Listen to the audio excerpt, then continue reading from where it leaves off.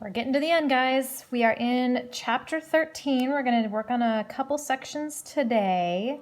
And I think you'll find this really easy. You might have even done this before. So 13.1, and we're going to do 13.2. We'll do them together at the same time. And this chapter is all about inequalities. Now, we're not going to get all the way through the chapter by the end of the year because we only have like 2-ish classes left. But we'll get as far as we can. So 13.1 and 13.2, we're going to do inequalities. Alrighty. So we've got a number line and graphing. Number line and graphing. So keep in mind we've got these symbols here. Those are old, right? Saw them a long time ago. So this is less than. This is greater than.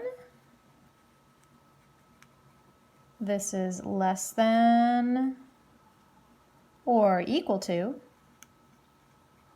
And this is greater than or equal to.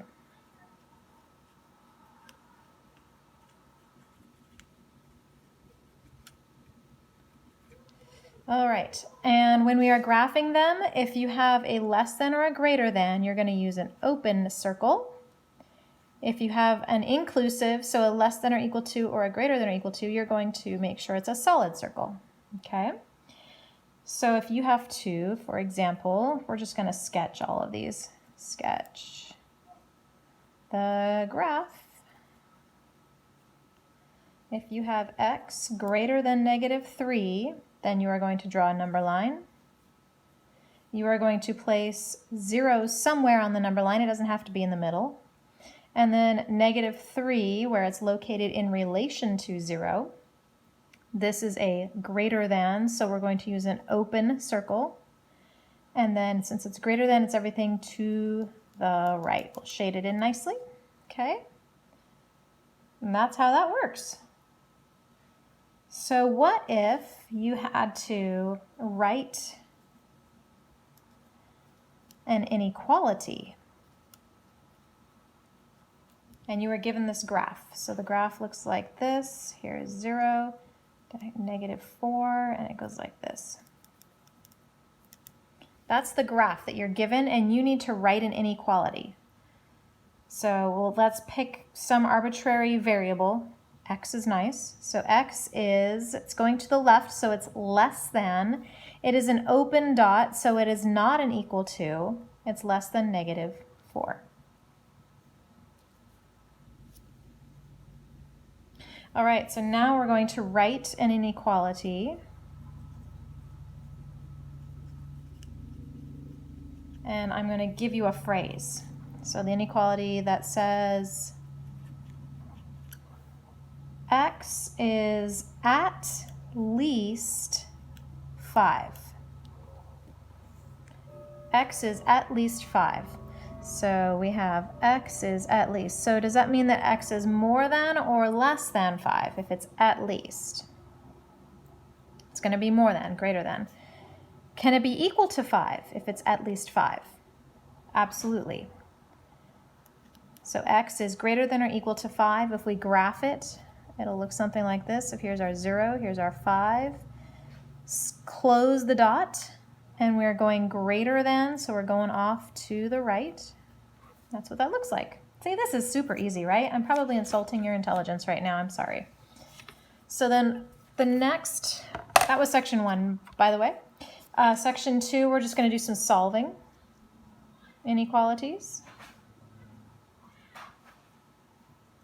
Alrighty, so if we're going to solve some of these guys, let's say we have an example.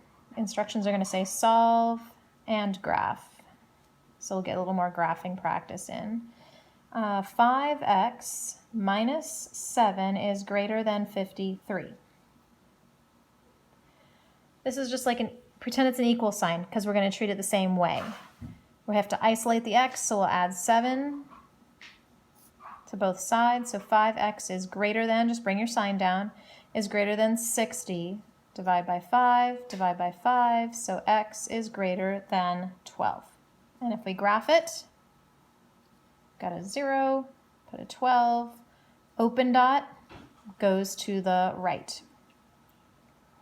All right, so let's do another one. Let's solve and graph. Let's do, here, we'll do this as A. This guy will be B. 13 minus 2x greater than or equal to 22. Same idea. Isolate the x, so we'll subtract 13. Negative 2x, there's a schmutz on there. Negative 2x greater than or equal to, I can do this in my head, 9. How am I doing so far? Okay, then we're going to divide by negative 2. If we divide by a negative or multiply by a negative, that's telling us to reverse the order. So x will be less than or equal to negative 4.5. And to graph that, let's see, we've got 0 here, negative 4.5, solid dot, and it's less than, so we're moving to the left. Easy peasy. Let's see, what else? Let's do one more. Example C, we'll do 3x plus 11 less than or equal to 3 times the quantity x plus 7. A few more steps. First, we need to distribute. So 3x plus 11 less than or equal to 3x plus 21. Alrighty, then we can go ahead and subtract 11 from both sides. So 3x less than or equal to 3x plus 10. Subtract 3x from both sides. We haven't multiplied or divided yet. All right, that's going to be a 0, right? 3x minus 3x is 0, or 0x if you want, is less than or equal to 10. When is 0 less than or equal to 10? Always, right? So we can say that your answer is all real numbers. All right, so if your x's subtract away, don't freak out. It's okay. It's actually a good thing. You just need to double check and see if it's making a true statement or not. All right, there you go. I'll see you guys in Zoom.